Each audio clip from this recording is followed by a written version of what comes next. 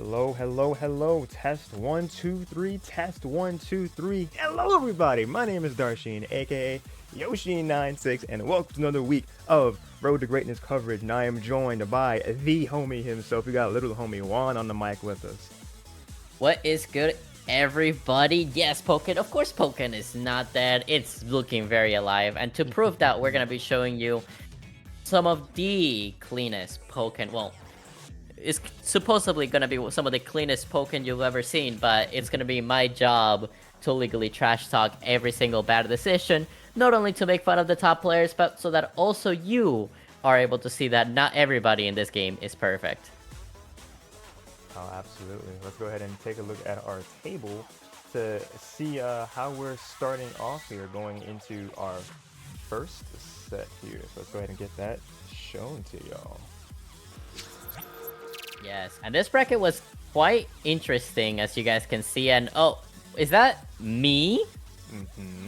Is that me versus KTK on the winner finals? Wait, how did I get to the winner finals? Oh wow, it looks like LittleHomieJuan, as some people call me, 1-2-1 against TEC. If you guys wanted to see that set, you should definitely check out his stream after you finish with this one, because you can see the POV where TEC what was I gonna say? Where TEC got robbed by me, but that's besides the point. So Joshi, tell us a little bit about our winners finals, or about top 4 in general. Alright, top 4 here. So as you can see, we have like a couple of little upsets as Juan was mentioning here. KTK, that's no upset, but KTK getting 2 over Verdigris to get that part of winners final. But the first of these few upsets, we got the boy here, LittleHomieJuan, 2-1 in TEC to send him to the underground bracket. So that's our winners part of top 4. And in the underground half, Verdigris losing the NeonBlakk 2-0, and then TEC getting the dub over Dash 2-1. So that took a good fight, but TEC did advance further. And that we have our losers semis, which we'll be watching right afterwards. We'll be having Neon and TEC going at it. In the underground bracket, we'll be seeing that set.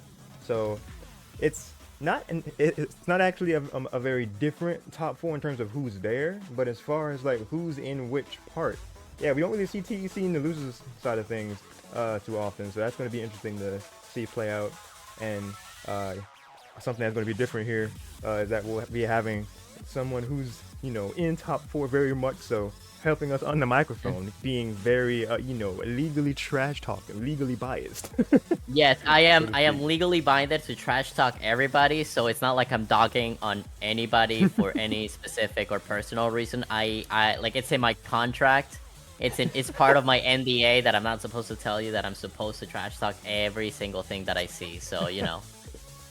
If it breathes, it gets trash talked out. Exactly. If you're breathing wrong.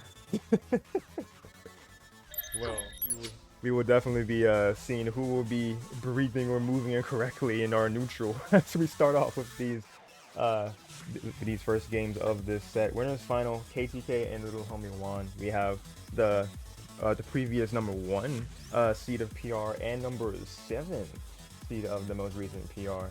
I can actually I can see if I got that shown. Yeah, and when you do that, I just want to say real quick. When I entered this tournament, and you can start getting the match right in, don't worry. Of course. Yeah, when I entered the match, I felt personally attacked, my man. I felt personally attacked that my seating was too low. I was like, how come I don't get a freebie today? And I took that personally, and then I chose violence, and here we are now. and here we are. No, but you yeah. Let me know when you have the match ready. Oh yeah, I got you right here. He said, and I took that personally. And I took that they seated me 8th, and I took that personally. That's funny.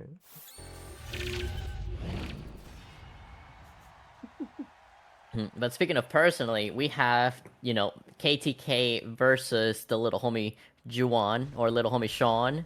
Yo.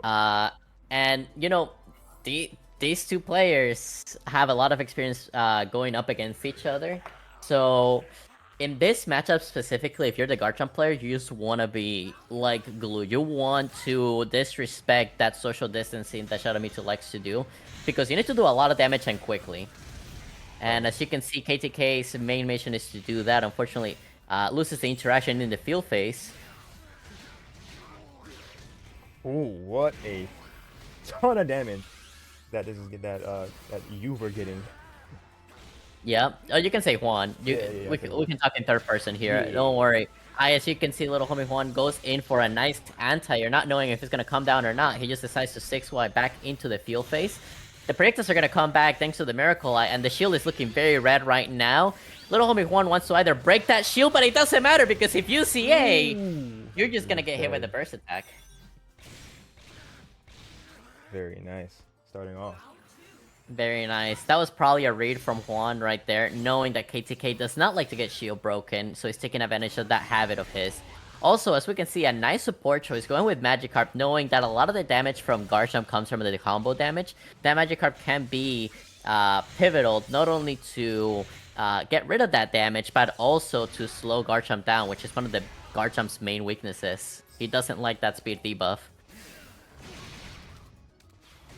Okay, but avoids it with the Stone Edge because Stone Edge puts him invulnerable. But as you can see, because it's a Stone Edge starter when it's not a crit, it didn't do that much damage. Not as much damage as he's about to deal on the field phase. This character is a Nutri-Bullet on legs. Ooh, what a JX. Really good, really well spaced from KTK. That was such good spacing. Yeah, getting a full meter of their own of burst. Sets up for the unblockable, but if you didn't know about that, the side strike from Burst Shadow. What is this guy doing? He's gonna get punished. Just tail whip. But yeah, just tail whip. There's an interaction where Burst Shadow to side strike hard knockdowns on clip. So that setup doesn't really work on Shadow Mewtwo, but it does a lot of damage. Ooh, what a flamethrower. Yeah, flamethrower to stuff out the CA. As you can see, Shadow Mewtwo is just pushing the Guard Jump into the wall. He wants to force out that burst mode. He wants to push him to the very edge. Ooh, scary. That whip punish could have happened there, but online is online, or the nerfs were not there, and the other Stone Edge is gonna get crushed with the burst attack again. Yeah, caught the cooldown of that command counter. Alright, just gonna freeze him real fast. Alright, down to the last bit of health here. That's right, 11 HP left. One more interaction. Burst comes around, he blocks it, and he jumps over the burst attack. That was honestly really clean as a dodge to punish. Yeah, I mean, I can't get in somebody else's head except for mine, so I can tell you for sure that the reason why the Shadow Mewtwo jumps there is because there's two things that Garchomp can do with Magikarp active. Well, technically three things, but the main two things are either burst or grab.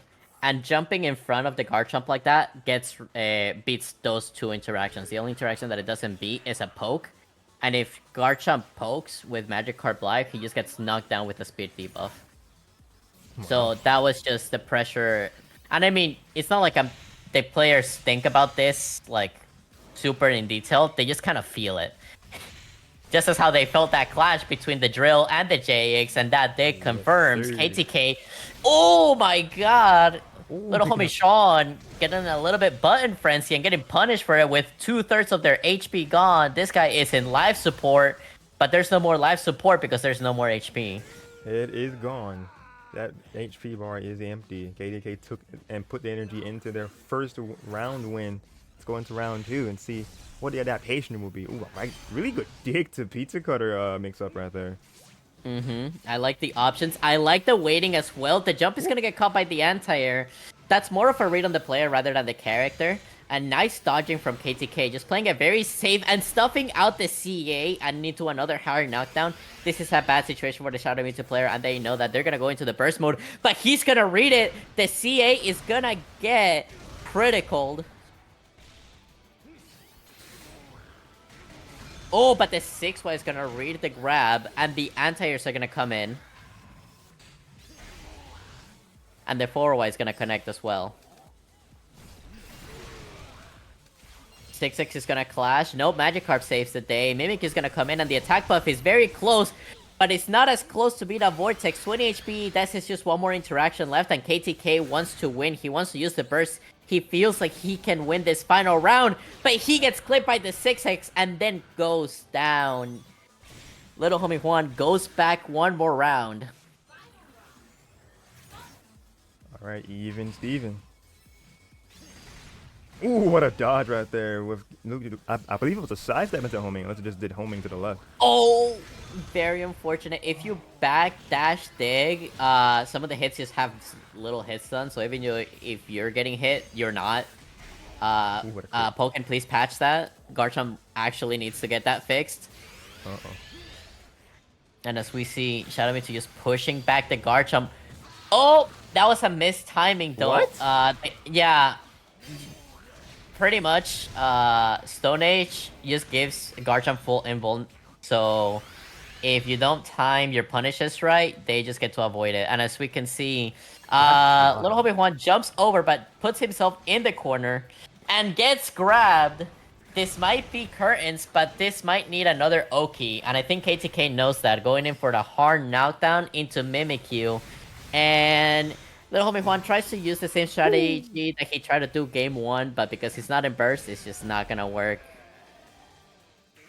That was just an insane amount of pressure from KTK there. Using the Mimikyu as just insurance right there on the wake up was just such a good call. Yeah, I mean, it's better, like, if you're not sure if you can fully KO, it's just better to go for a reset into almost unblockable Oki in that situation, especially if you have the experience of using that setup, as KTK is. I mean, there's a reason why he's the first seed in the tournament right now. Absolutely. But it's not over yet. We're going into game number 3. The pizza cutter's gonna come in, and he actually did it low enough that he's not gonna get punished for it.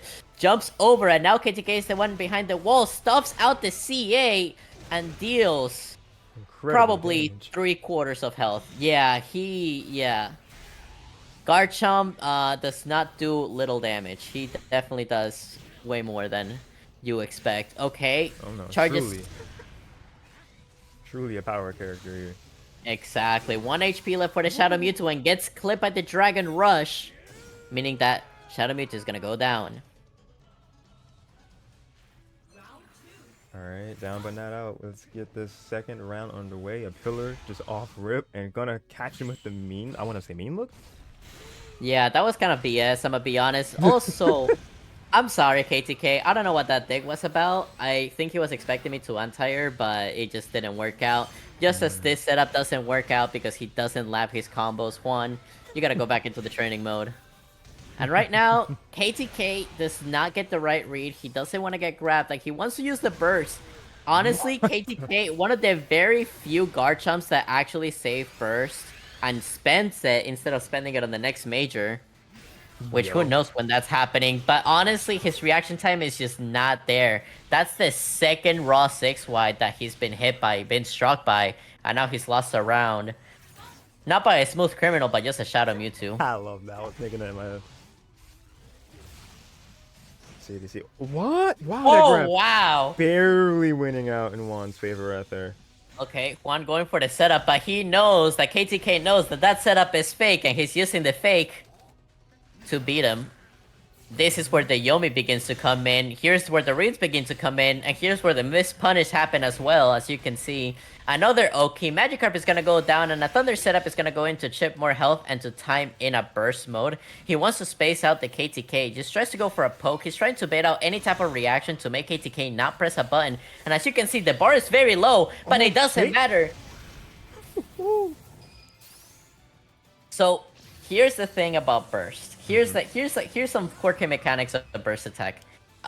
If you are on any type of stun state, as in if you're channeling a move, if you're in hit stun or block stun, or your own animations, even if you're in the air, your burst it doesn't run out until you touch the ground and you're in neutral position, meaning that you can, block or do any other action. So that's why characters like Mega Charizard can just stay in the air. Even though their burst runs out, they still have, as long as they stay in the air, they can still use their burst attack. And just like Shadow Mewtwo, you take advantage of that. You hold the burst wave, the side wave, and then you teleport, and then at the end of the teleport, you use your burst attack, and if you can, you do it.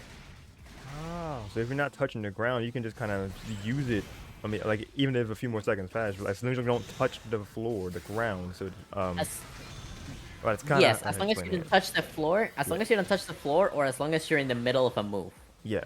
or animation. I didn't know that. Okay. The more you know. The more you know.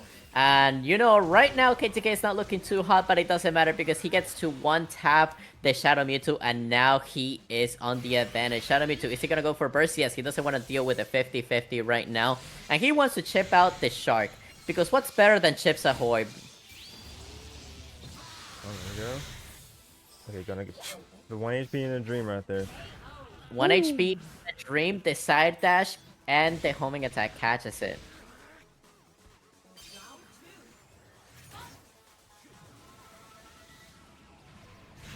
Okay, nice setup. The Miracle Light comes in.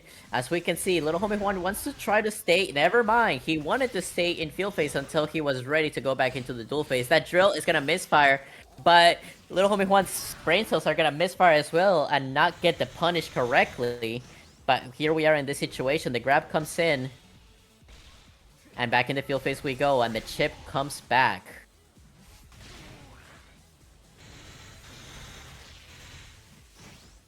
More setups are gonna come in. Another grab. LittleHomieJuan becoming a little bit more brave with these grabs, knowing that KTK is not going to expect them, especially this late into the it's late into the game. Oh jeez. That pillar shouldn't have stayed there.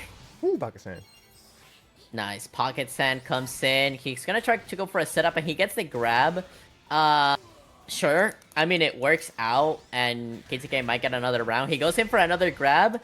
And now, I think we see the other grab gonna come up. KTK is trying to bait something out. Jumps over, gets hit, and LittleHomieJuan just knows that that grab is gonna come in. So he's just gonna 6-white and take the entire set 3-1. 3-1. Very strong win right there for LittleHomieJuan. That's right. So, thoughts on the overall matchup, Joshin? I felt like it was going very even for a good bit of it, but it was uh when more whiff punishes were happening and then more combos were being dropped from KDK's, and the Druid is really able to pick up the pieces and just really run away with it. Yeah, I can agree with that. One of the main advantages that Garchomp, well, like one of the upper hands that Garchomp has over in this type of matchup is that Shadow Mewtwo just dies in 2 interactions. Oof, yeah. Now that's I think the only thing that Garchomp has going for in this matchup, other than Drill. You have to be very careful, and if the Shadow Mewtwo player knows what they're doing, which is, hey, he's a rushdown character that needs to be up close to come in, just wait for them to come in and then whiff punish them. Then it becomes a very difficult matchup. Now it's up to the Garchomp player to decide to either mix it up or use other options, get the help of supports like Mimikyu, or maybe something else, maybe like a Miss Mag, just to slowly approach his opponent to kind of get the upper hand. And at the end of the day, you have to be very careful with field phase because you don't want to waste too much time in field phase as the Garchomp player, and also you don't want to lose No, field because phase. because of burst for sure, and just yeah. Well, not necessarily because of burst. Like, let's say you're the Garchomp player, right? And you have 2 options. You either lose field phase, but you lose field phase right next to the Shadow Mewtwo, or you lose field phase and you're the entire field away. You would rather lose the field phase right next to the Shadow Mewtwo, because at least you're close. At least you're in your range. And it's some of those micro decisions or like those situations, like situational awareness, that you have to be aware of in order to improve in this matchup. Because it's not always about hitting the opponent until they get knocked out. It's also about what is my range? In what place do I want to be? Do I want my opponent to be in the corner, or do I want to be on the opposite side of the field to them? And it's those little nuances that will improve your gameplay a lot. But in order to have that in your mental stack, like keep that in mind, you have to just know how your character works. Like I'm telling you right now, KTK, neither KTK nor I are thinking of what moves we're doing. We're just thinking about the current situation. Because we know what moves are and how they work and how fast they are. Yeah, it's very similar to what advice I've been giving personally as far as playing Smash. It's like you should usually be looking at the opponent because you should already know what your character can do, like what you do and what you're capable of doing. You just have to make sure that you're on the P's and Q's about like not overcommitting to anything or just your spacing. So it's really because especially in a game like this where there's a lot of RPS factors with the attack, grab, and counter attack triangle. It's just as far as you're not just overcommitting to things too much, just kind of doing safe pokes and just seeing what or like seeing situations play by play, like as you put it, and really just seeing what habits that they've developed over the course of the games that you do play, just so you're able to adapt like as you're fighting. So yeah, I understand what you're saying exactly. But as far as getting an understanding of how we're moving along here, let's go ahead and check out the updated table. So let's go ahead and make another layer visible here. With going into losers semis, we'll have LittleHomieJuan waiting in the grands side of things, as the next opponent will be coming up after a couple more sets here. We're going to be seeing NeonBlakk versus TEC in our losers semifinal block. So let's go ahead and see how that set will be going down in just a minute here. Okay, NeonBlakk versus TEC. Yeah. Knowing Neon and just knowing how the matchup works overall, I don't see Neon playing anything other than Mewtwo. Just because the overall matchup between Machamp and Scizor is horrible. Machamp just doesn't... Machamp gets outranged.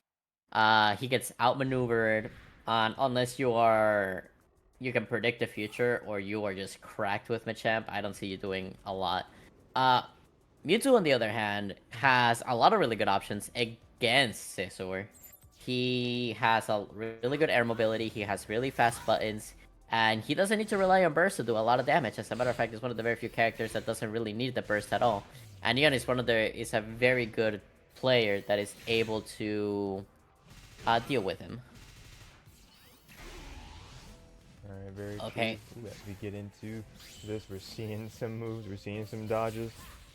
First dual phase of this match. Ooh, what a stuff. That was BS. That fire punch should have connected, but the double hit from Scizor just connects. And just the amount of bullet punches that are coming in are just continue to build up and build up a lot of damage. NeonBlakk just hits back against the wall in the dual phase. He wants to find an opportunity to do something, but it's just very difficult, especially when your opponent is just putting staples on the ground all the time. He manages to get something with the side Y. I mean, the side homing. And the grab is just not the place where you want to do that, especially when TEC has the ability to keep going there. Now, speaking of memes, we are seeing the Diglett come in, plus the Bug Bite grab. Mimic is going to come in to help out the homie NeonBlakk, and we're just going to keep going. Nice CA. This is a nice beginning too for the Punish Train, but as we can see, Neon either drops a combo or decides to do something else, and the burst into burst. Using the low elo strategies for the high elo players, what could go wrong? Well, clearly nothing, because TEC took the round there. Yeah, depending on who you ask, that is that is the first wrong. But we going into second round number 2 here. Man, that counter is just such a long range bullet punch into a TEC classic, into the aerial ace. Yeah, aerial ace is the finisher after the basketball combos. Yes, and as we can see, TEC is just out-zoning, out-ranging NeonBlakk. Now he's out-stuffing the man.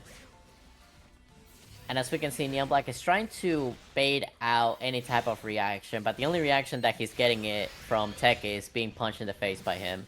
And I don't know about you, but I don't like that reaction. Now Rage comes in and plays a part, goes in and adds the Mimikyu to reduce a lot of the damage and the defense, because if you see that negative debuff next to the attack debuff, it means that TEC is going to deal negative damage and also get a lot of damage when it comes to being in burst mode. Neon is taking advantage of that, goes in for a grab, goes in for another grab. But as you can see, the health is very low. If Neon, if you can listen to the past, please just go into burst mode. Woo. Because if you don't, that's gonna happen. Yeah. Couldn't hear you from the future that time. That's gonna be 1 going to TEC. So this being a this being losers semis, this is a best of 3 instead of the best of 5 set. So yeah, definitely has to do or die here. If you're Neon, TEC in the lead and they're on set point. That's right. And we're going into game number 2 right now. Remember that this is a best of 3, meaning that Neon only has 1 more chance, and it is now.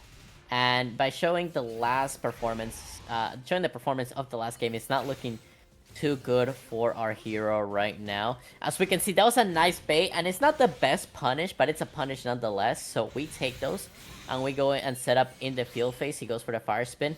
The little projectile catches the toe, the singular toe from Scizor. Very aware that that's a thing, but anyway, it helps NeonBlakk get the W. The bullet punch up close connects, and now TEC pushes NeonBlakk back into the range where TEC wants to be. And as you can see, that's the perfect range where TEC wants to be at. Nice connection from NeonBlakk. He's probably using some 5G stuff for those hits to connect right there. And Neon is just kind of waiting. You are a bad man, by the way. And TEC, why are you just dashing up and grabbing? He just gets a mega punish. And with 1 HP left, it's going to be an uphill battle for TEC to win. But honestly, all TEC needs is 2 more interactions, and he takes the round. Neon has to be very careful and just try to poke out his opponent. He has the Mega Ray, meaning that he can just... or do that as well. I mean, that was good too.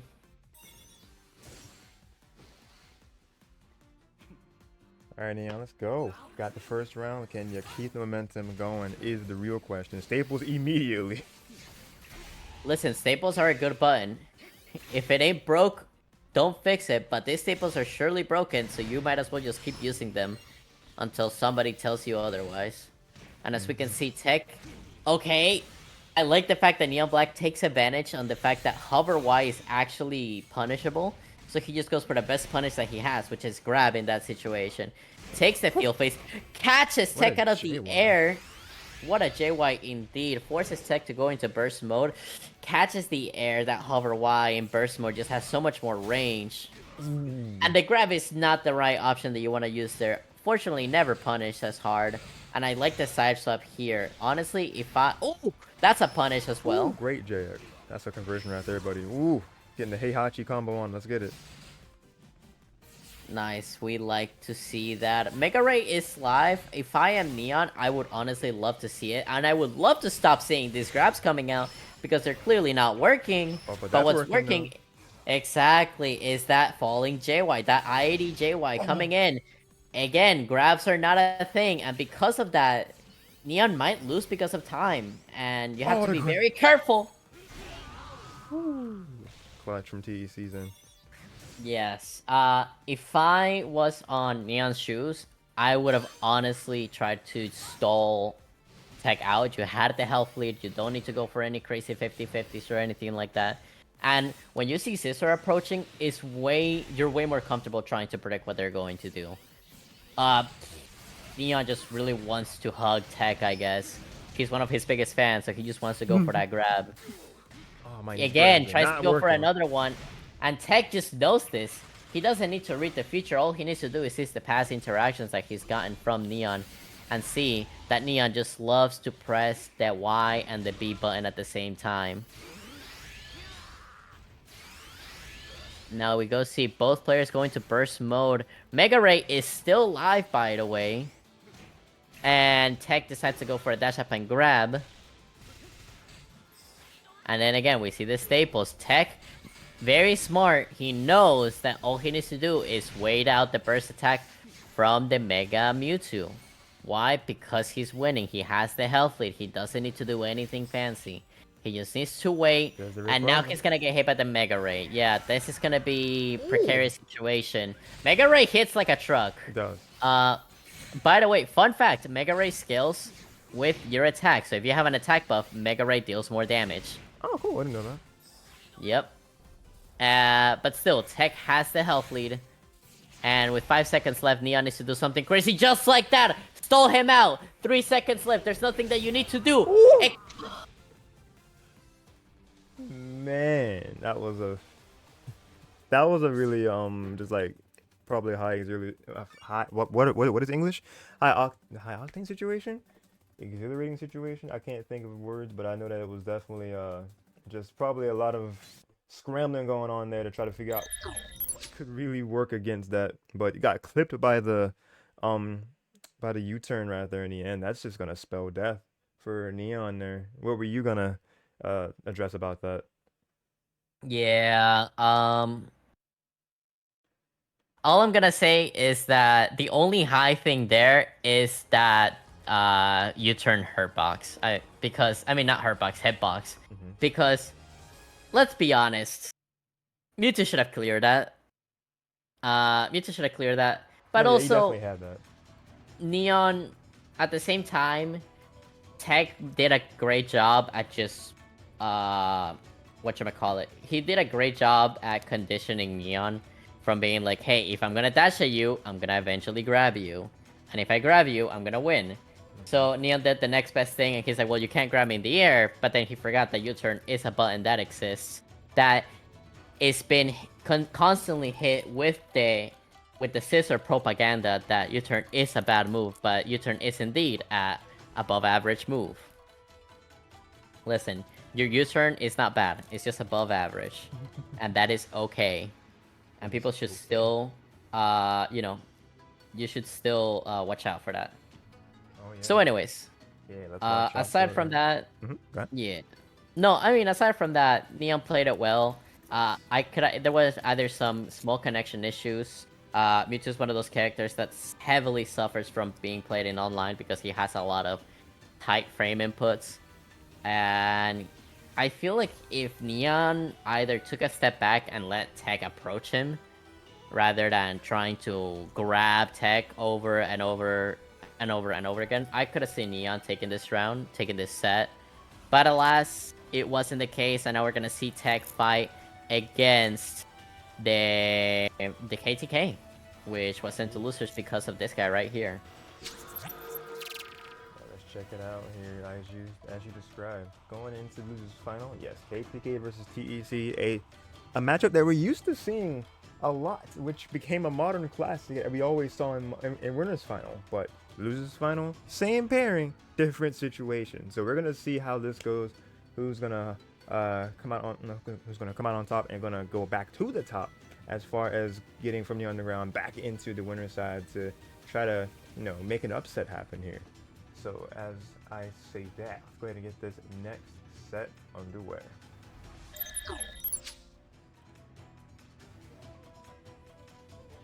Okay, and while you get that set ready, I just want to say that I like watching KTK and Tech play, because KTK is one of the very few players that actually understand how to beat Tech.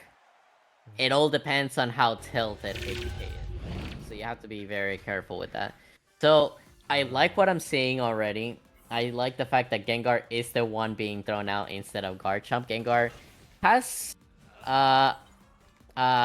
very good advantage against Scizor because of his permeability, because he can attack from long range relatively safe, and also the fact that he has really good low profile abilities. Now, on the other hand, Scizor just does a lot of damage, and you'd be surprised, but Gengar takes a lot of damage very quickly. He gets racked up with a lot of damage. And as we see, KTK is not in a hurry. He's very patient, slowly trying to find that advantage. And as we see, KTK tries to go for a grab, very fair, trying to read the CA. But Tech just says, I'm gonna grab you again. And I'm gonna do staples. Tech is just going for a lot of interactions to trying to chip out KTK so that he can finally get that last hit at the end. Another CA, the grab is not going to connect, and as we see KTK slowly trying to approach, trying to get that last hit. Nice sword stance in order to CA through that hit. But now we start to see the loops, and the loops are beginning, and we see that Rotom is live too. But the PSP was just not in KTK's favor, meaning that Tech has the chance to go into burst. He just has to be very careful. The homing attack comes in, and burst mode comes out. Umbreon is live, meaning that if KTK wants to approach, he might have to face that defensive wall. jumps over the bullet punch, gets the punish, and this is one of the very few weaknesses that Scissor has, is that if you punish one of the moves, you can, if you're able to avoid one of the moves, dodge them, you can whiff punish them very well. But it's all up to your character. Yeah. And with 1 second left, yeah, KTK wins by timeout. Yeah, that was good to just be exactly that distance away to not get clipped by that burst attack. Because, yeah, Scissor was coming in at a million miles an hour right there. Yeah, the best way to beat Scissor is to not play Pokken, but to play a very similar game, but different in very key factors. One of them being that a lot of the times you might just win by timeout. And as we can see, KTK is also taking advantage of the permeate ability, being able to just phase through a lot of the attacks. As we can see, he likes jumping forward, he knows when the bullet punches are going to come out, and he's ready. He has the burst ready, he has the lasers ready. Rotom is going to come in, he's going to impede the ability for TEC to try to do any interactions in the air. Umbreon is going to come live, and now Rotom is gone. The laser is going to get CA'd, and Casey's gonna double dash up and grab because we are in online city, baby, and that thing is unreactable. Taking full advantage of it. I mean, listen, if your opponent is gonna take advantage of it, you might as well do so as well. Homing attack is gonna just go wide, but the laser definitely won't. Jesus, the camera angle on that was crazy as well. It was crazy, and honestly, KTK has a whole health lead. He doesn't need to approach. KTK knows that. He's getting clipped, he's getting chipped a little bit, but those awkward hits are just not going to be enough. KTK is going to take the first game. Beautifully done.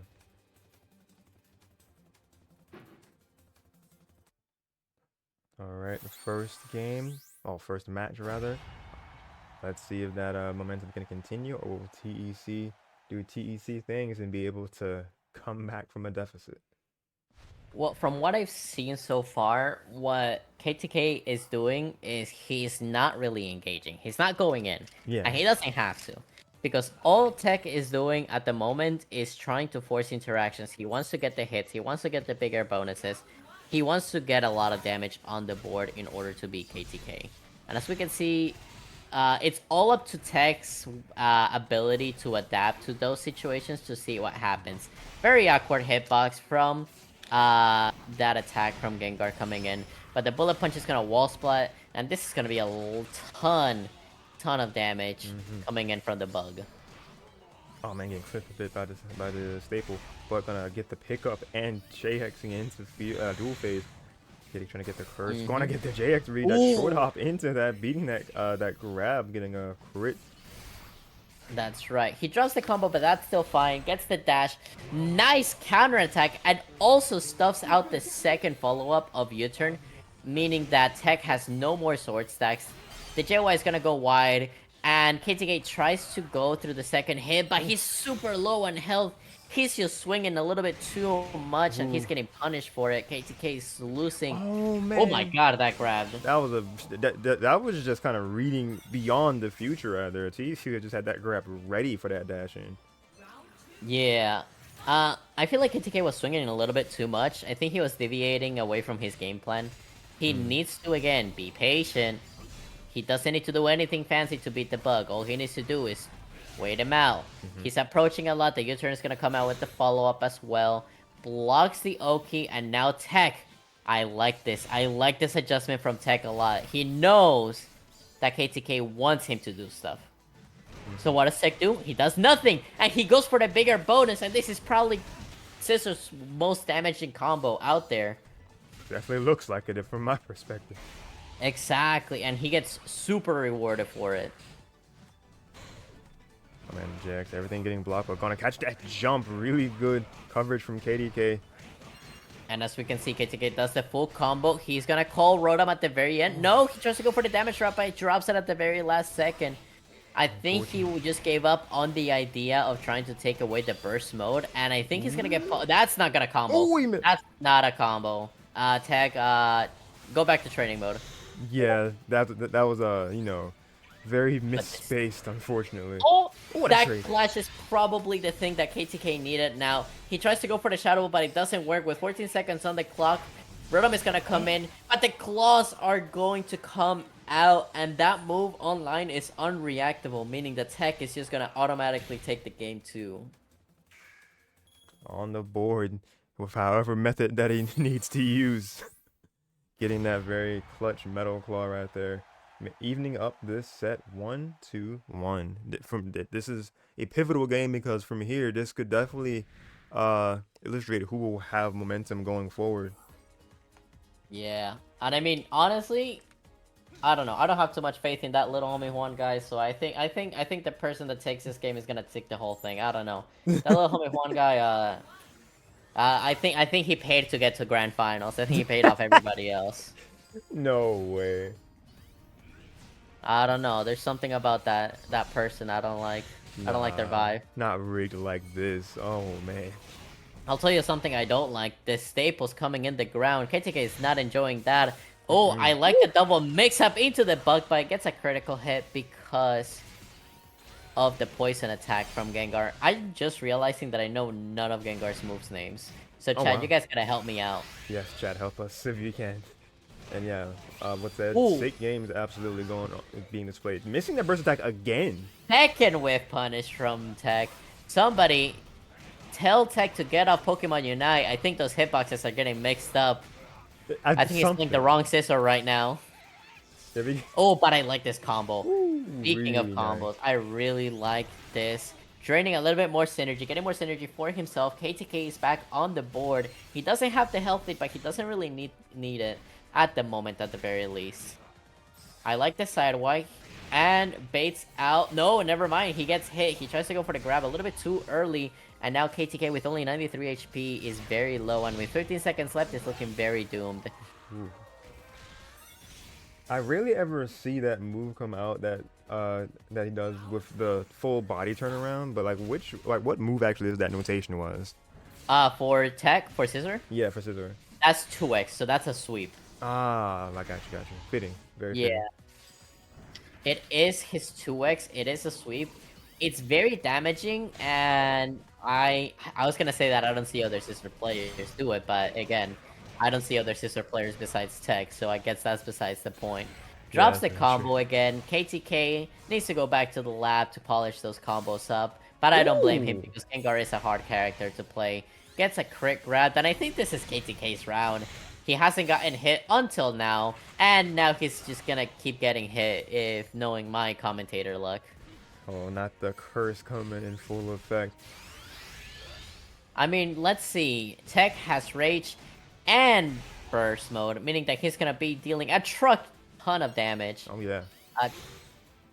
He has the Umbreon live, meaning that if he manages to connect with the Umbreon, nice! Empty jumping to block, avoiding the situation. Knowing TEC, he wants to use the Umbreon, and KTK knows that. Ooh. Oh man. Bro, that's... KTK had a dodge there, but just the U-turn, like the latter half of U-turn. Oh wait, but I think he catches him anyway. There we go. Let's catch him at the end. No, you don't understand, Yoshin. KTK dodged, and he still got hit. I understand the dumbness of that situation, man. Yeah, KTK dodged, and he still got hit. So it's not like he could have dodged. He did dodge, but it just remember this is an anime, and Scissor's the main character. So plot armor is on TEC's side right now. True. I mean, I honestly got like Cloud Nair vibes from Smash. Like you thought you dodged it, but he's got a whole sweep, a whole clock turn of that needle. You're not safe if you dodge all of it. Exactly. Glad we're on the same page. And just look at that, converting off half of the scream just thanks to that wall spike. KTK, his back is against the wall, tries to go for the grab. The synergy has been reduced. And now KTK just needs to find an Oki. He tries to go for something. He gets to go for another hit. Goes for the CA, nothing connects. The bullet punch is going to connect, but too much PSP means that he's going to be sent back into the field phase. Burst mode is going to come in, but the perfect block is not going to connect thanks to the homing attack. And now, with 30 seconds on the clock, all TEC needs to do is keep up the pressure. Honestly, I wouldn't stall him out. I would beat him up. With only 18 seconds left, all you need is one more interaction, a shield break, anything. You might be able to just take it, and the staples is exactly what TEC needed to take it. Indeed. Alright, like I said, whoever was going to win that set, it was where momentum was definitely going to be in favor of Staples at Staples, yeah.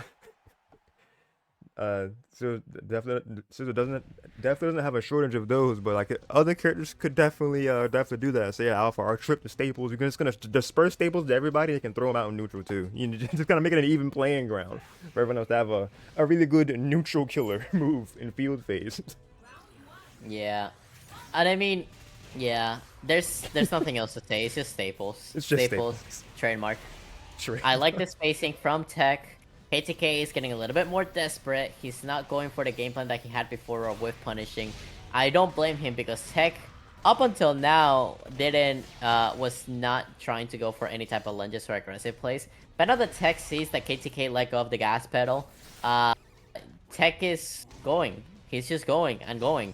Let's see if KTK, yeah, he wants to go for the synergy drain route. He doesn't want to see that Mega Scissor anymore unless KTK has burst himself. The JX is not going to connect. The Permeate is going to go through, but it's going to get whiff punished by the Claw. Yeah, definitely just playing, just like you said, KTK just has to play much more of like a bait punish type of game, very akin to what he was doing game 1. And I would even slide this in as far as like his homie slash training partner. I'm assuming 99 Dash was going absolutely crazy against Nanofus in FFC. He literally was like, okay, I'm getting hit by everything, my champ. Let me just win. And he proceeded to just spam Electro Ball, just do a whole bunch of things, and he literally double perfected them the next game. So he's just like, okay, just don't play their game, just win and just punish everything that they go for, and that's exactly what KTK should go back to, but not happening at the moment. Yeah, I mean, at the end of the day, it's always easier said than done. Yeah, for sure. As you can see right now, KTK down one round. He was down a lot of HP just because the chip damage, just because all the pressure that comes in inherently from Burst Scissor is not fair. The falling J was gonna connect into the Bullet Punch, into the Bug Bite, and now we see Scissor approaching one more time. Ooh. The hell JY connecting, and the wall splat again. Is KTK gonna go into burst mode? I don't want him to go to burst mode in the field phase because he could have gotten perfect blocked. The back Y is going to connect, and I like that. Permeate is not, well, the Ghost Dash is not going to fully avoid the CA, and because of that, KTK is going to get sent back to the field phase with only 7 HP left. You might as well go into the burst mode. And Tech rates just in time to see the Big Claw take the final game between him and KTK. Yes, that couldn't have been better time. TEC getting the 3-1 right here in Losers Final. Appreciate the raid so much. How was your stream? How did you do in FFC? Tell me everything. Hope you guys are doing well. Welcome, Raiders. Thank y'all for coming through to the stream here. We are just now wrapping up that Losers final set, and we're going to be checking out grands that happened yesterday as far as Road to Greatness is concerned. NA number 122. We're watching the footage in retrospect here. So let's go ahead and update some things accordingly. Let's go ahead and show the updated table and give a bit of insight of what we're going to be seeing or what we expect to see as far as this grand final matchup.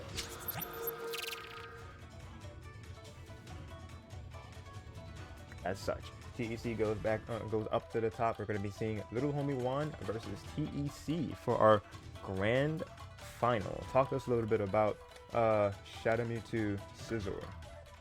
Well, first of all, I don't know how I got here. Hello everybody. I kind of just spawned out of nowhere. They told me that I needed to commentate some top Pokemon gameplay, but all I see is my name and TEC. So I know that TEC is a high-level player. Just to keep things not controversial in the chat right now, he's a high-level player. Oh, absolutely. But yeah, I don't know what I'm doing here. I'm just a streamer. I'm just a content creator that managed to be in the winner's side of grand finals. And the matchup between Shadow Mewtwo versus Scizor is a very interesting one. I feel like Shadow Mewtwo is one of the very few characters that can actually play Pokken Tournament DX against Scizor. As I was saying before, if you want to beat Scizor, you have to play a different version of Pokken Tournament DX, where you actually don't play the game.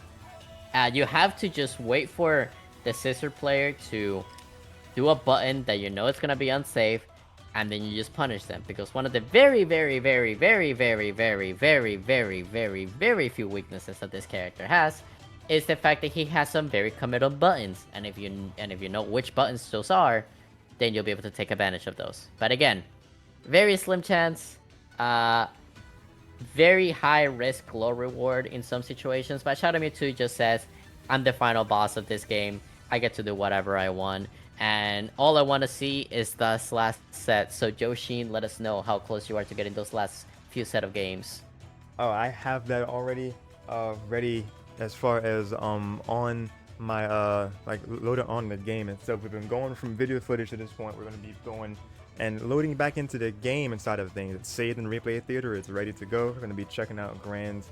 I'm gonna actually let people get a get a drink here because no budget media. Redeem the hydrate. I got some water, but I can't speak for everybody. So I'm gonna turn it to a quick ad break of no more than like 2 to 3 minutes, so you guys can grab a drink, get a snack if you want to, and really just settle in nicely. We're gonna be checking out grand final here in just a few minutes. Do not touch that dial. Don't go anywhere. Gonna be right back in just a second.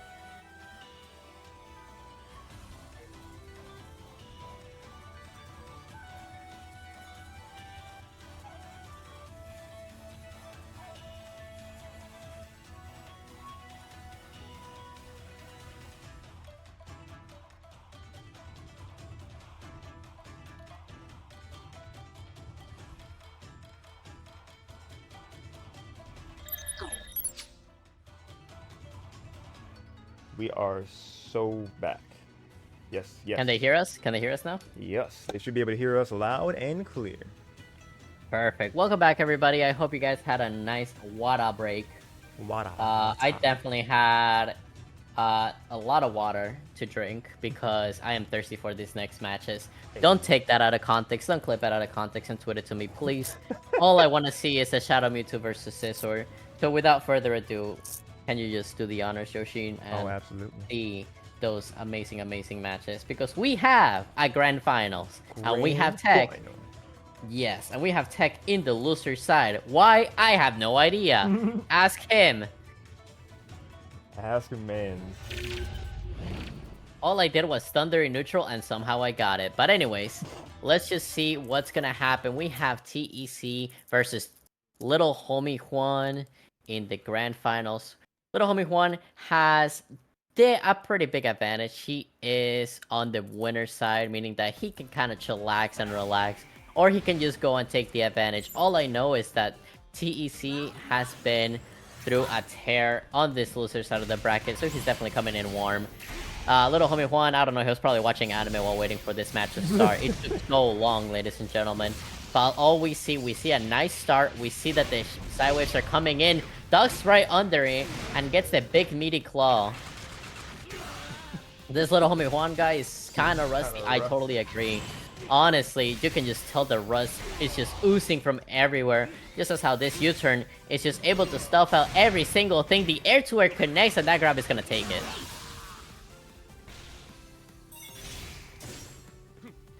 Now, coming in next.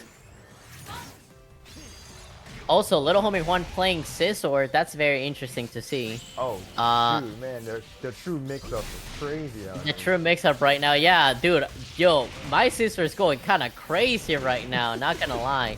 No, but honestly, this Shadow Mewtwo is just getting hit a lot.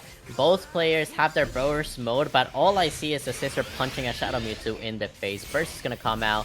The CA is gonna fully stuff out the claw. And let's see, Burst is gonna come in, canceling out the pillar from the Miraculite, and just a fully backdash into the Lapras. Nice air stall, but no punish because this guy can't react to save their life. Dashing backwards, getting caught by the sword in the mouth. And now the claw is gonna continue in. The pressure still goes on, jumps over it, but the air dash is going to make that unpunishable. And Tech is just gonna take the first round handedly. Very handily. I barely even had a chance to even process what was happening because I was, helping out doing streamer things, making sure stuff is looking real nice. But all I need to tell you, all I need to say to catch you up is this Shadow Mewtwo is just jumping way too much, and that's it. Like, if you're gonna take something away from this, is that the Shadow Mewtwo player is just moving way too much, where all they need to do is just stand still and do nothing. That's all they need to do. Man. You know what? That's it. Depending on what it is, that is truly just the strat. So we'll see. What? Do not do nothing? Just do the Luigi strat and win by doing absolutely nothing. Yes, exactly. I'm gonna pretend like I know what that is. Oh, I don't know who your cousin Luigi is, but what? sure. I mean, if that works for him, then cool. Do you not know the meme that is Luigi that can win Mario Party by doing nothing? No, I don't know about your parties, or I don't know about your cousin Mario or Luigi by that matter. Mario. All I know is that this Neo City Day is a bob, and that we're going into game 2 right now. Listen, all I know is about my Pokemans and about this big meaty claw winning the field phase. I like the try to adapt with the fire, with the flamethrower from the Shadow Mewtwo, trying to stuff out the CAs from the Scissor player right now. The pressure's still going on. 6Y is going to be bitten out, and now the sweep is going to come in to add more damage, and is going to deal about 3/4 of Shadow Mewtwo's HP. And the pressure just does not stop. That grab barely whiffing right there. Staple just a couple of times. Oh! A little dash. Ooh, there we go. Tech tries to sin. He knows he's minus, but he tries to press a button, and now LittleHomieJuan has the advantage. He has a little bit more health. He has the regen, but he doesn't know his distances and gets whiff punished out of nowhere. LittleHomieJuan with 53 HP left. He doesn't have any HP anymore. That was a lie, and now Tech wins the round handedly. I'm telling you, I don't know how this guy is in grand finals. He probably paid to get there. Not this again. Getting paid to get in a grand is crazy. This guy is paid to win. I'm telling you, vanishing in mere plain sight, getting hit, and now Tech is just extending the combo. This is looking like Guilty Gear with all the wall combos. Oh my god. Lapras is gonna come in, but the CA says no, we're just gonna switch faces real quick because the unheld version of the CA is not a multi-hit, it's just a single hit. And I'm seeing way more swords than the Fate anime. We're gonna continue. Crazy. Okay, we're gonna Ooh. see that punished from the side wave. He's not gonna be able to stuff out the CA, and TEC already with a second victory. He's speedrunning this grand finals. It really is.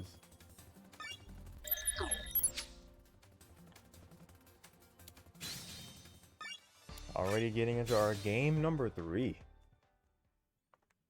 Also, for those who didn't get the favorite friends, I am very happy for you. I wish we could trade places. You're having a fantastic life right now. But anyways, I'm telling you, I can tell you for sure that this little homie one guy is not having a fantastic day right now. He's 0 for 2 and he's on the winner's side. And all he's doing is throwing a bunch of things at this red bug and nothing is sticking. Yeah, not able to find anything quite yet. But as the saying goes, it is never over until it is over. Yeah, this guy truly is not a good player. He's not gaming at all. Actually, that CA might help little homie Juan to game. Never mind. He's just gonna get bicycle kicked into the ground and lose another 1/3 of their health. Let's see. Super held JX, never punished. You can punish it, by the way. You just have to be very careful and smart. Litten is gonna come out, but TEC knows this. He's gonna dash back. And the Miraculite is never going to catch that. He's going to go for the full punish. And TEC with a UR next to his name. He's ultra rare, ladies and gentlemen. There's only one of a kind. Little homie Juan trying to throw pillars at the wall. He's just trying, man. Anything could work at this point. Nothing is going on. Nothing is going correct in his life. He can't pay his taxes. He can't find a girlfriend. But at least the CAs and these traps are working. This backdash is not going to connect though. that caught me off guard. Just like how that that grab caught homie Juan off guard right there. That's what I'm telling. Okay, first of all, that bullet punch is a war crime. Let's be honest. Bullet punch is honestly a really good move. Bullet punch is a move that shouldn't work the way it does, but we are here now. Vortex is just completely going to be obliterated by that burst wave, and we have the Sylvia with the defense buff because that bug was already, you know, because Sister wasn't unkillable enough. Sylvia's got its back, and all that damage plus that Oki means that little homie Juan has 30 seconds to either die or somehow bring this back. But as we can see, all I see right now is a pure bracket reset from the one and only TEC. Oh, okay. I see what Riggs was saying in chat, because he was talking about how like Twitch has like the whole like mod view for things that people have like if they have mod access to a channel, they're able to just kind of get full access to help with things. Everything was different. Yeah, that's definitely a new thing. Yeah, nothing new here as far as TEC being dominant right now, because they just got that reset. We're about to go into another string of games here. That's right. Now with the bracket reset, let's see if somebody gives I don't know, some hashtag Prime Energy, please sponsor this stream, to little homie Juan to see if they actually wake up and do something, because right now I don't see any live signals from this guy or from this guy's controller. Oh jeez. I feel like if you put TEC against the CPU in training mode, he's gonna do more than that character did. Oh man, not the CPU. Oh, see, a CPU or like an amiibo? Because honestly, amiibo can get cracked. If it's Smash, at least. I'm actually not even sure if you're able to do something similar in Pokken with training up the Pokemon in Pokken. I don't think that's a thing, but that'd be cool. Sure. Gonna pretend you know what I'm talking about. Exactly. I don't know what amiibos you're talking about. I didn't know that amiibos could play Pokken or any other game, but we'll see. Yeah, we're gonna see the bracket reset from TEC and see if we get any type of live signals. You know what? I think we should replace little homie Juan with an amiiba. Yeah, you're correct, Yoshi.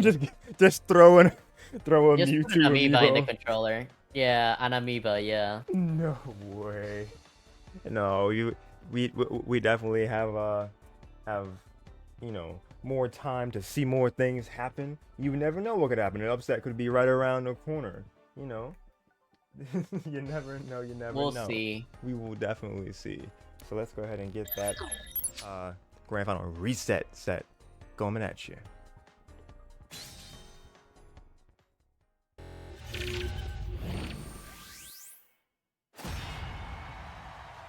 Now coming in for the next set. As we can see, zero adjustment from either player. TEC, of course, needs no adjustment because if it ain't broke, don't fix it. So he's gonna go with his good old reliable Sylveon and Scizor because surprisingly, Shadow Mewtwo does a lot of damage. And if you stack Rage plus Sylveon, you find the Fountain of Youth. You literally can't die. LittleHomieJuan going in for the Lapras. I like the Lapras because it's kind of a neutral ender. It forces Scizor to either do nothing or try to avoid it by jumping over it, and he becomes a little bit more predictable. Not as predictable as this beginning of the match right now. LittleHomieJuan hasn't taken a single hit. He finally woke up, it looks like. Blocks the CA. He goes a little bit for a high jump. No follow-up whatsoever. The Sidewave is going to get punished by the CA, but he has Burst now. Is he going to use it? No. And as we can see, TEC is kind of taunting LittleHomieJuan in that perfect sweet spot range. Where he's going to go do something. A LittleHomieJuan is like 20 feet up in the air, and that is just optimal range to get optimaled by TEC. He makes this match looking like a combo tutorial right now. Just vaulting completely over a Lapras right there. Yeah, like you said, TEC making it look easy. Fielding that burst attack. Going with the Metal Claw. Metal Claw online. Name a more perfect duel. Sidewave is not gonna come in. He's gonna jump, and he tries to stop it out, but he forgets that Scizor can just chain CA into CA into CA over and over and over again, meaning that TEC is #never punished. That is insane. That was a really clutch CADC right there in that moment, because I definitely thought that JX had it. Right, Lapras is gonna come in. Staples are gonna beat over the Shadow Mewtwo, and the Flamethrower into the grab means that TEC is gonna eat another fake setup, because that setup is totally fake. You can just jump on JX, you can do a bunch of things, but it looks like TEC spend most of the time practicing optimals and not a lot of time practicing very unique scenarios. The Thunder Oki is going to be never punished, and now, because we found a random Metal Claw, we're gonna get a full damage combo now. LittleHomieJuan with only 66 HP left stuffs out and gains all that health back up because LHP is a social construct, ladies and gentlemen. 6X is not gonna go punish at all. So now we have LittleHomieJuan just trying to stall out the burst mode. That was a scary situation to be in. So he wants to say, get off me, you smell bad. Let me social distance against this Scizor. Burst attack is not going to come through, and now they're both going to be even. Lapras is going to push him back because we want neutral back. LittleHomieJuan gets the hit. That's not going to work. He misses times the Oki. He tries to out-jump the Claw, but the Claw cannot be jumped, especially with the Sword Cycle. With only 18 seconds left, it doesn't feel like anybody was winning until LittleHomieJuan decided to jump again. And jumping right into that loss is kind of crazy. Yeah, he just jumped right into game 2 with that missed opportunity right there. It didn't look too hot, and I mean, as we can see, the biggest risk about jumping against Scizor is that you're jumping straight into his best combo in the game. And when you don't have, and when you have the lowest amount of HP in the game, you kind of don't want to do that. Very true. So you would eventually want to see Juan not do it, right? Like, Right. that's what we want to see, right? That's what should happen, right? Right. Anyways, game 2 from the reset. Let's see if something actually changes between these two players. All right. Reset game number 2 coming at you. And we were talking about this actually during either before stream started. I think before stream started. How this is one of Man's favorite tracks here. Neo City at night. Oh yeah, I love Neo City Night. I love the whoop whoop whoop whoop whoop whoop whoop whoop. You know, it's just, yeah. listen, I don't care if I lose. If I'm losing to the track of Neo City Night, I'm not losing. I'm vibing, and I feel like I'm vibing right now a little too hard. But I think the game is giving me a little bit of a boost. Now he's trying to stuff out anything, but we forget that Scizor can just decide to attack you whenever they want. So Scizor's just gonna take 2/3 of the HP with a nice combo starter, and we're just gonna start getting hit by everything. And at this point, I think Juan is thinking right now what to have for dinner because this game is not gonna last much longer.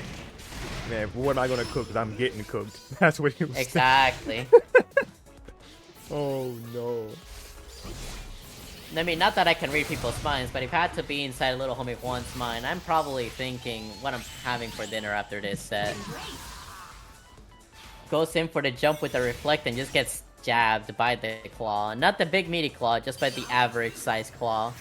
Going into the round 2 right now. Little Homie Juan chasing after that pillar like it took its lunch money. Waiting for the Lapras to come in and just goes in for a forward Y. He just wants to hit this man. And somehow is not able to find it up until now. Gets the Earthquake. A little bit of scaling, but that's fine. Goes for the setup. Catches the jump, but he just misses the timing. This man is just missing everything. I'm surprised they didn't miss the bus today. But anyways. Punishes the sword stance, goes in for the vortex, and I was actually dealing a lot of damage. You know, I gotta give this guy some credit. I forgot that TEC has burst, and now he jumps against the TEC. So all that advantage that he had... damage, dude! That's more than half of their game! Yeah, that's like 3/4 of their HP in a single combo. That's why you shouldn't jump against the bug. Nah, that's listen, broken. Like, listen, if the US government... decided to invest on Scissor instead of anti-air missiles, it will do the job. Probably better. Imagine doing basketball combos against missiles in the air. The air-to-air from TEC is just too strong. But again, it's not strong enough because at the end of the day, he had very little HP, and a grab from Burst Shadow Mewtwo is gonna take the job. And finally win Little Homie Juan a round. At least he can say that he took a round. There you go. Oh, okay. Nice hover. Just getting rid of the projectile. Nice little niche mechanic that barely comes in, but when it does, everybody forgets about it, except for TEC.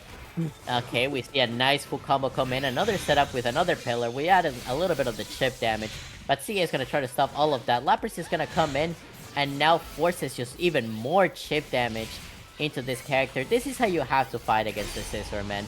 Not like this, though. You can't just go straight in.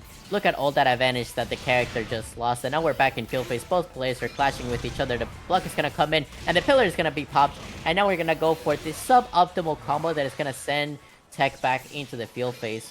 We're going to go in and set up some traps. Blocks it, goes in and keeps on the block stun. Nice. Just counter-attacking. And as we see, Little Homie Juan tries to go for the grab, but that reach is not going to be long enough. You got to be at least 6 feet or higher in order to reach that, man. Yeah, man. It wasn't tall enough to get that ride going. Ooh! 2 HP. 2 HP. I wonder if Raw Burst would have done it. I wasn't thinking there.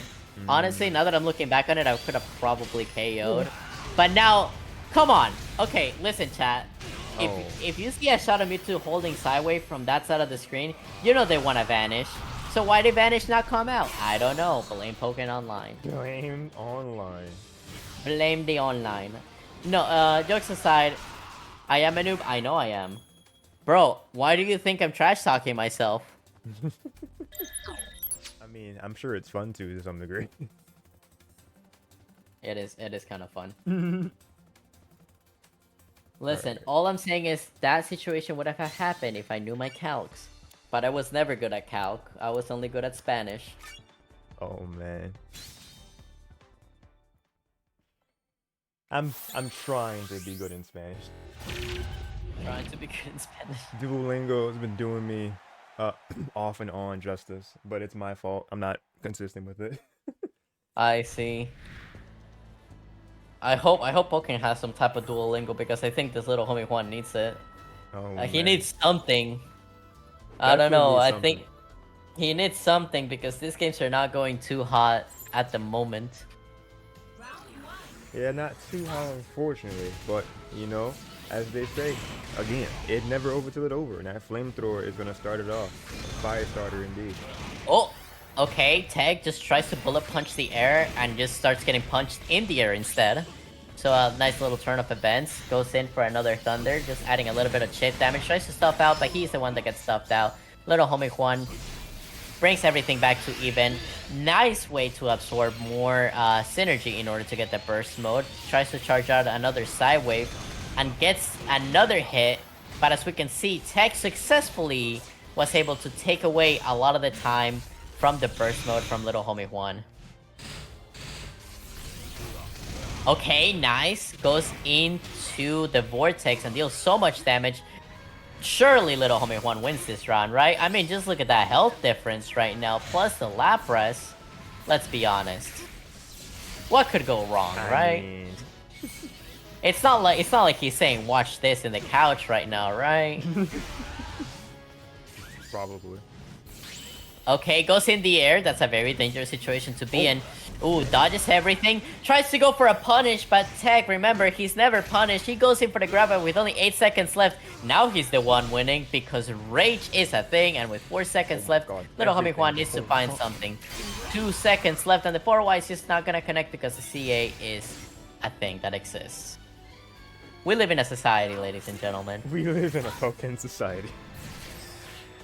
Man. Nice, Lapras is gonna try to stuff it out, and he actually did manage to stuff it out. Homing attacks Clash, and the flamethrower is not gonna connect because for some reason that's a thing. CA is gonna break through the other CA. Grab is gonna get crushed by the bullet punch into the bug bite, so we're back in the even side. With 60 seconds left on the clock, with just a minute left, what could go wrong?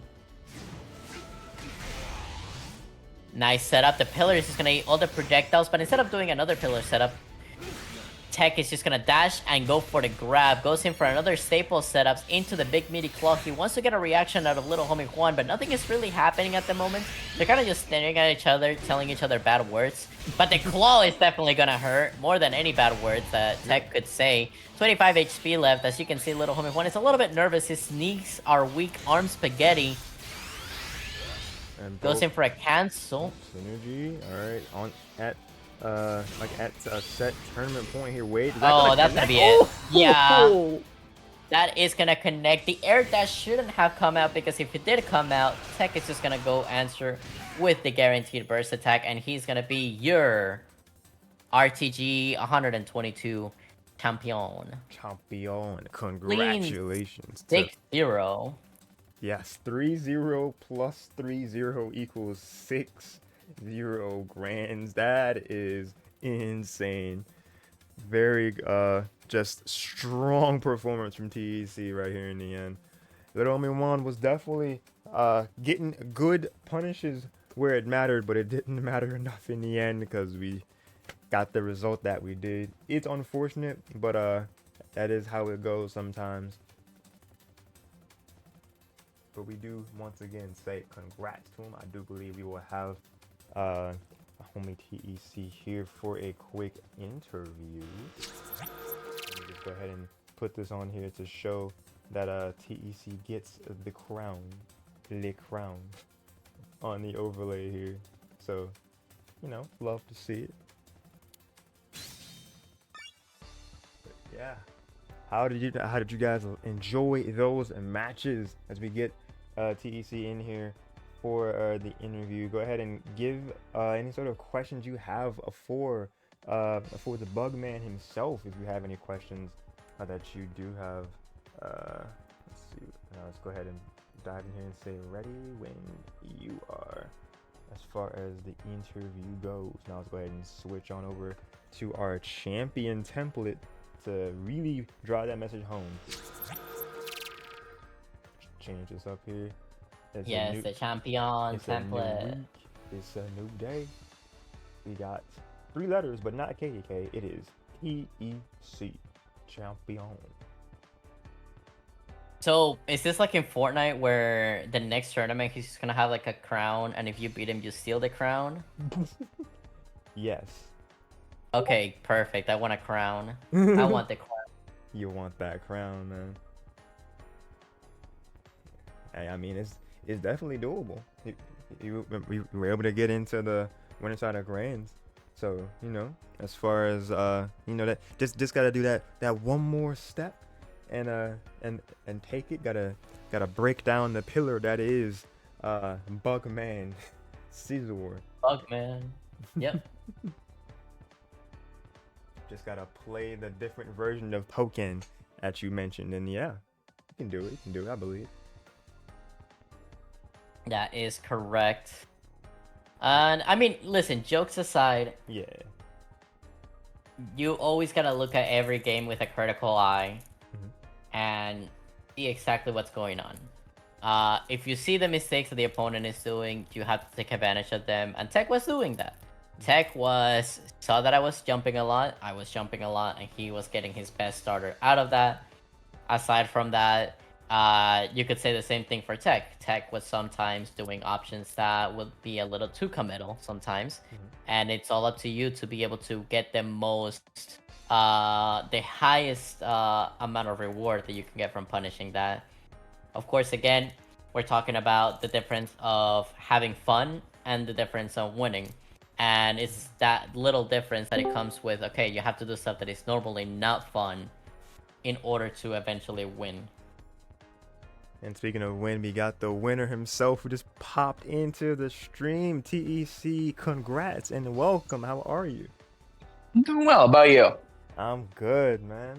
Just happy to be here. All right. First things first, Break Tech. into it, I'm gonna yeah. hit you with the hard-hitting questions. Blue scissor or red scissor? Blue scissor or red? Ooh. Well, I at first I didn't like blue scissor, but now I've come to like blue scissor, but still not enough over red. I still like the original red. All right. Fair. All right. Next question, Joshin. Go ahead. Rapid fire them. Come on, come on. We don't got all day. Next question. Rapid fire special. All right. So, coming into this, like, how have you felt about KTK kind of becoming like more of like the dominator in the latter part, or actually the entire of like last season and in the last few weeks or such? Like, how have you felt about like him, you know, like handling the seat for how long that he has been, and then how did it feel to, you know, get back to the throne here? Feels good to have it back. You know what I mean? Yeah. But yeah, anybody, whether it be KTK or NeonBlakk or anybody that regularly attends these things, just getting back into my groove and getting to like relearn all my matchups and just get back into just wanting to compete in these weekly tournaments again. It's been a nice refresher because I have like a 2 months and change of a break, and then just coming back. There's just a little bit of stumbling first coming back, and that's entirely on me. But once I got back into my swing, I'm like, all right, now I'm managing to get back to our usual online warrior status again. So it's just nice to be back, basically. Well, good to have you back. Glad that you're getting back into things and enjoying yourself. A break is a very refreshing thing to have, because you can definitely experience burnout. I can definitely speak from experience about that. Because of how little that you did play, you were in fact unranked in the most previous season.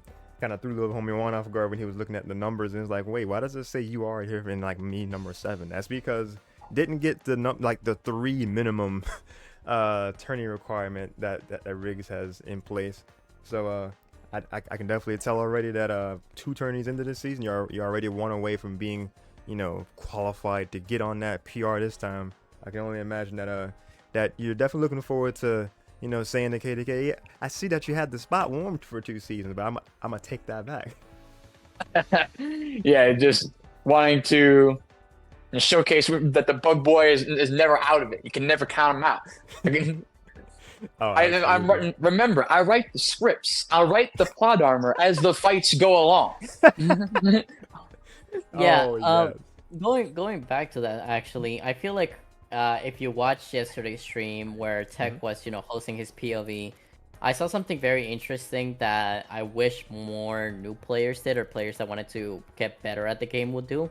And it's that when Tech, even if Tech wins or loses, he goes back to training mode and he tests interactions where he lost. Or Tech, for example, I mean, I'm sorry, Tech, but I gotta call you out. I got away with robbery yesterday in our first set. Like, with the thunder, yeah. I thunder in this man's face, and he just stood there and took it. But he did the next best thing, and it's after the set, he went into training mode, and he's like, "Does this actually work? How do I beat this interaction?" And that's one thing that I wish more players did, because you would see rapid improvement. Like, what do you have to say? Like, how do you think somebody can improve faster at the game, where they want to be in the winner interview where you are right now, Tech? just watch your losses. Like, really, just go back and watch your VODs and check out what you did wrong and what you're like. Even if it was a win, if there was like a blatant interaction where you could just feel like, okay, that didn't feel right.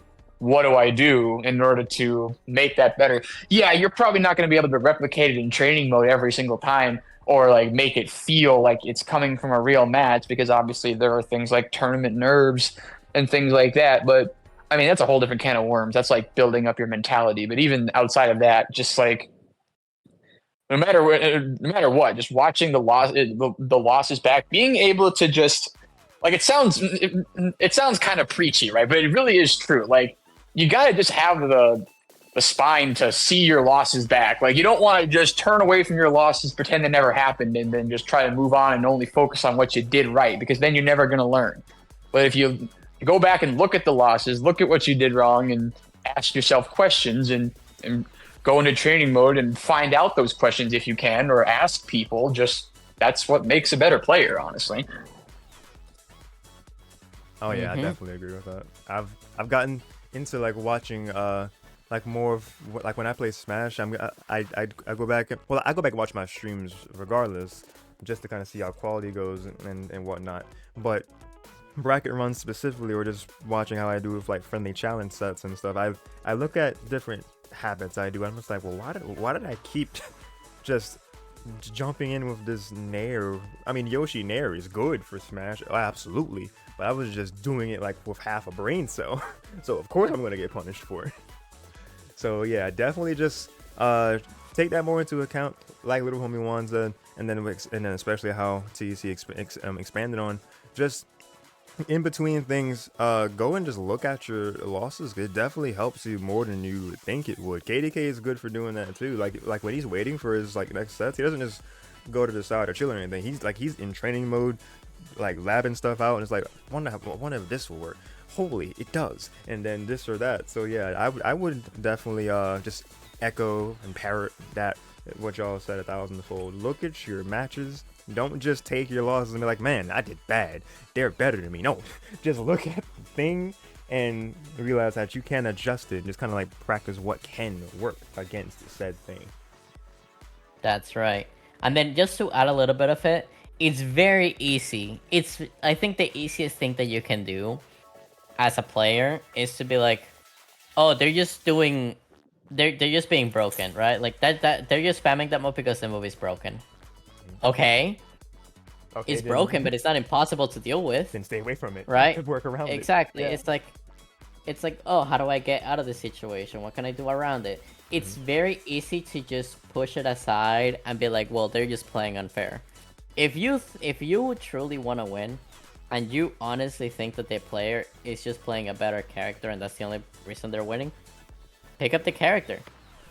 Not to prove a point, but like, just to, like, if you truly want to win, then do it. If you want to win by having fun and playing the character that you want, then you have to put in extra work.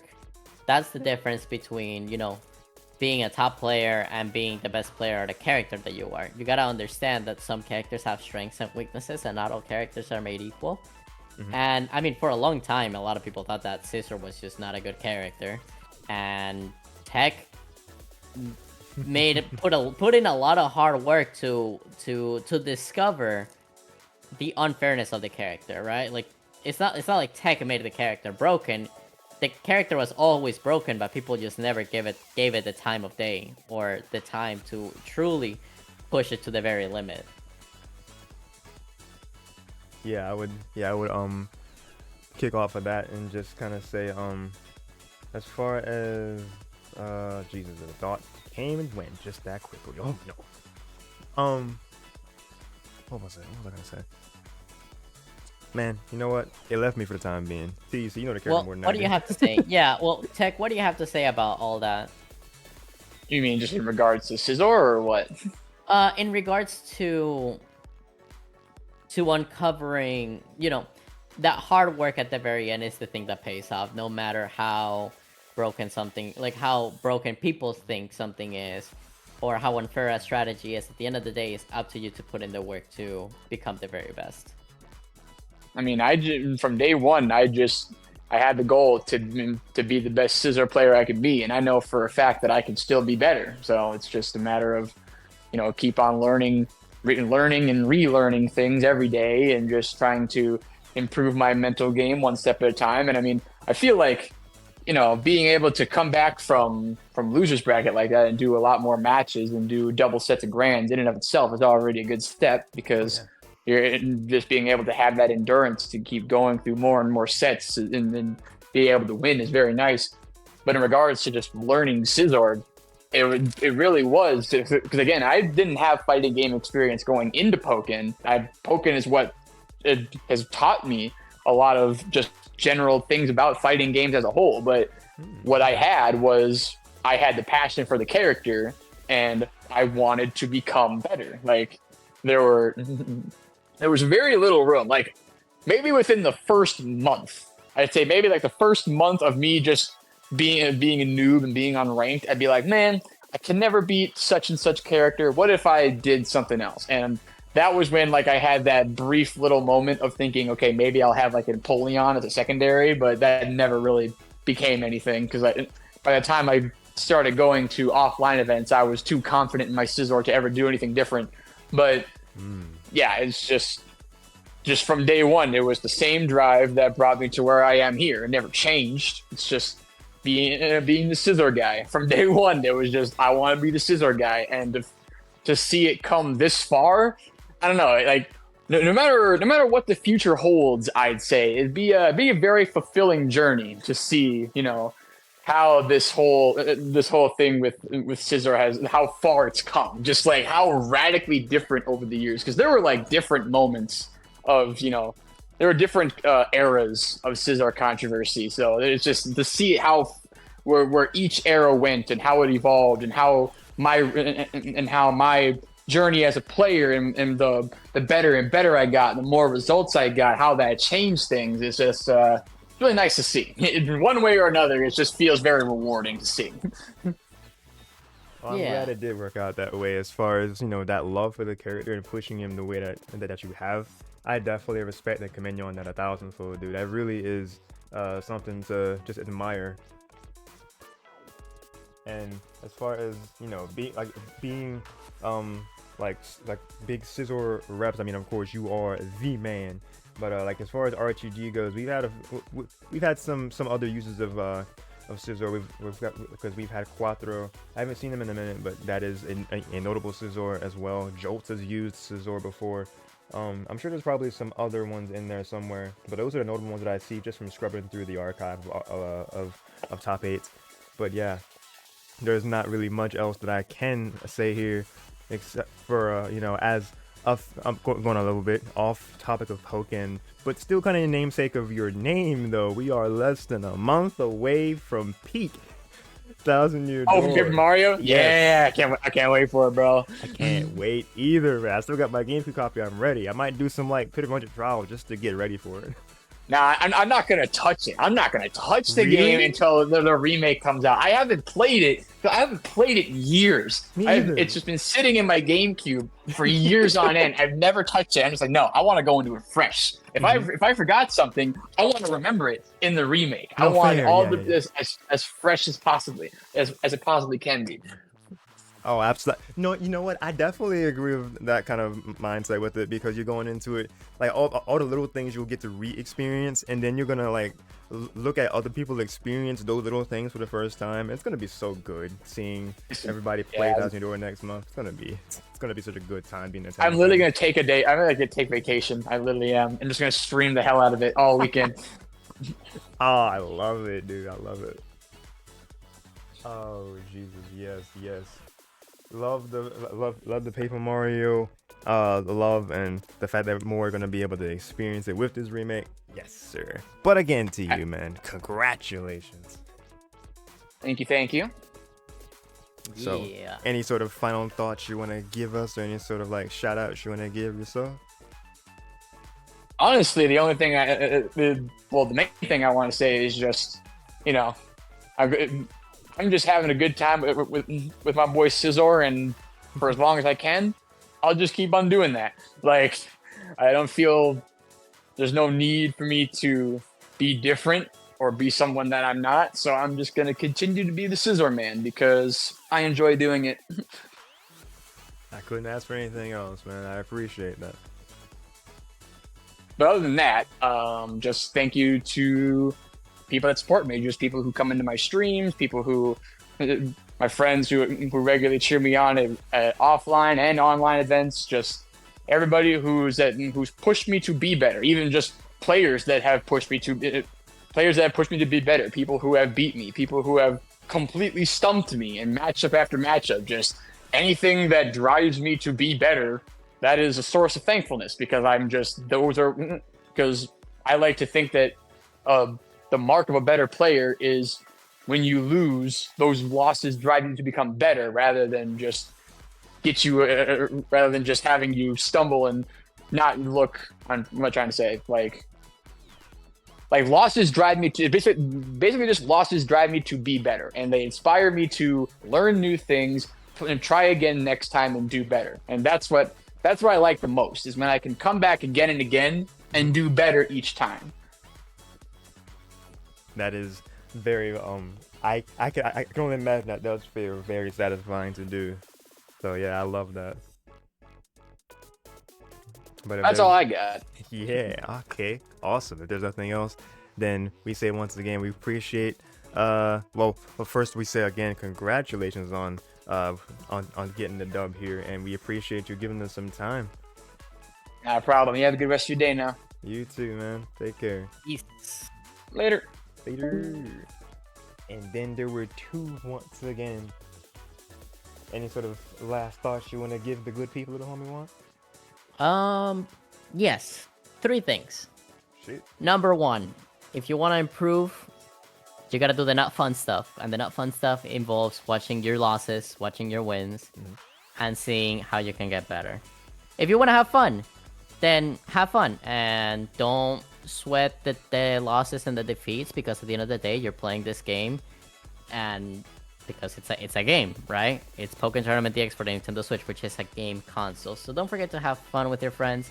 And last but not least, remember that at the end of the day, we're all a big community and we all want each other to succeed. So if you want to succeed, talk to other people, play with other people, and succeed together with other people. You know what? Yeah, I love that a lot. Community. At the end of the day, Pokken is a community. It's definitely one of the most driven communities that I've seen personally. Despite how small it is, it's definitely one of those communities that when you're in it, or at least kind of have some toes in it like I do. Because I wouldn't really say I'm like in, but I mean I've been a part of this for like 2-3 years now. So I guess I can say I'm in the community by this point anyway. So yeah, this Pokken community definitely is nothing short of special. It is definitely a dream of mine to go to a bigger event that features or at least has Pokken there. Wanting to have at some point in the future that RTG RL that Riggs has talked about. I would love to be a part of that and just meet as many of you guys as possible.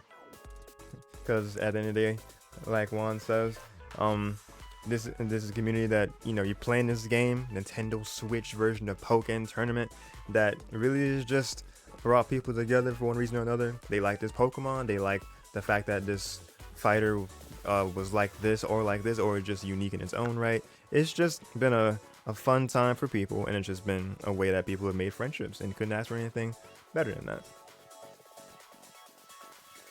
But all that said, I think we do be done here. I'm gonna let you guys go ahead and go. But if you want to see more, then go ahead and hit that follow button to be notified the minute I go live next. I do more things than just showcase Pokken. I am a Nintendo variety streamer, and I do tend to stream other games as well. Avid Sonic fan, so you're gonna see a lot of Sonic on this channel. There's actually a good bit of Sonic content on the channel already. If you were to go into collections and see a little something called a 3D Sonic Marathon. I've played Adventure, Adventure 2, Heroes, and Shadow the Hedgehog. This was my first time playing Shadow the Hedgehog in the last couple of years, so that's definitely a playthrough you want to check out if you're curious about first impressions with that. And I've never played Sonic 06, which is next. in that lineup. Just kind of throw it in there. So if you're curious about seeing me play Sonic 06 in within the next month or so, definitely stick around. You will definitely not be disappointed by seeing my first time reaction of Sonic 06 and other content. As far as Nintendo goes, we at the moment have a couple of things going on with Smash, playing classic mode. We are going through all the Mario Kart games. We've gone through Super and 64 and Super Circuit for GBA, and now we're on Double Dash.